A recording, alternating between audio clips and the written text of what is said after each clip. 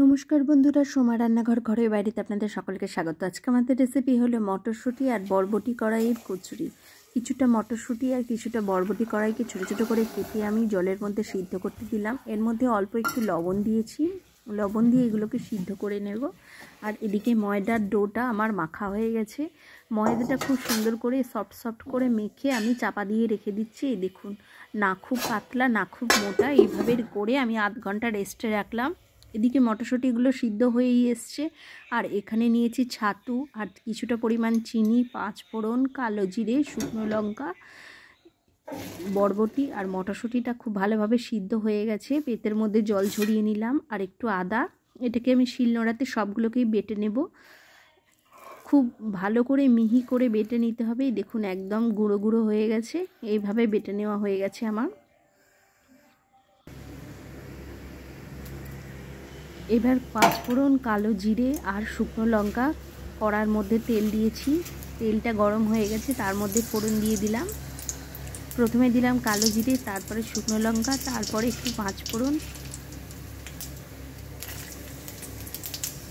5 ফোড়নটা দিয়ে দিলাম। দিয়ে এরপরে আমি আদা বাটাটা দেব তেলের মধ্যে।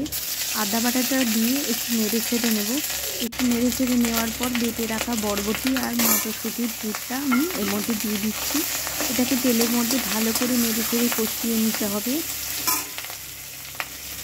খুব ভালো করে কষিয়ে নিলাম। আর এর মধ্যে দিয়ে দিচ্ছি অল্প একটু পরিমাণ বিট লবণ।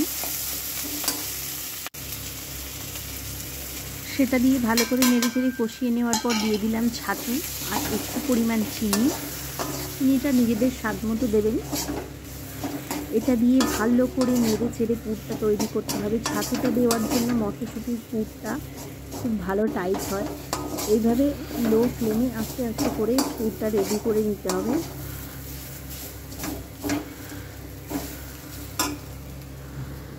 অবশ্যই কিন্তু গ্যাসের ফ্লেমটা লো রাখতে হবে। পুরটা আমার সম্পূর্ণ রেডি হয়ে গেছে। এবার আমি নামিয়ে নেব।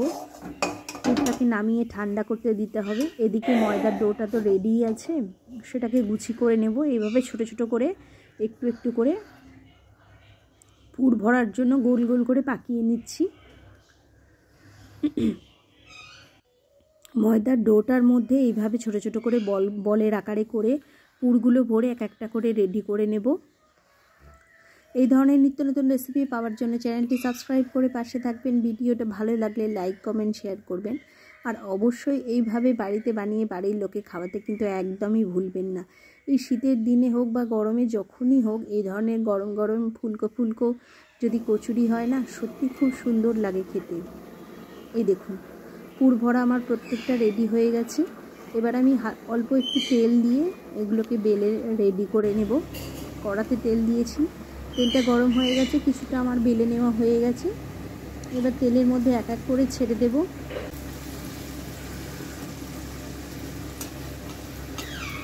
এইভাবে প্রত্যেকটা লুচি আমার ভাজা হয়ে যাবে। এক এক করে আমি ভেজে নিই। দেখুন সব কটাই কিন্তু খুব ভালোভাবে ফুলে উঠেছে।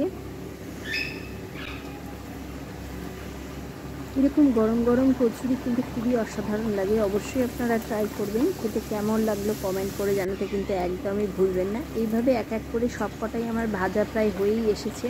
ভেতরের পুরটা কতটা সফট হয়েছে সেটাও আপনাদের দেখাবো। মটরশুঁটি আর বরবটির যে এইভাবে কচুরি হয় সেটা একদিন বানিয়ে দেখবেন, সত্যি খুব ভালো আর খুবই টেস্টি হয়েছিল খেতে। আর সব কটা লুচি কিন্তু খুব ভালো, একেবারে বড় বড় খুব ভালো করে ফুলেও ছিল। আর ভিতরে দেখুন পুরটা কতটা, একটুও কিন্তু পুর বাইরে বেরোয়নি। আর লুচিটাও খুব সফট হয়েছিল, খেতে খুবই অসাধারণ হয়েছিল। সবকটাই আমার একদম রেডি। এই যে নামানোর পর গরম গরম ফুলকো ফুলকো মটরশুঁটি আর বরবটির কচুরি। কেমন লাগলো কমেন্ট করে জানাতে কিন্তু একদমই ভুলবেন না। এতক্ষণ সঙ্গে থাকার জন্য অসংখ্য ধন্যবাদ।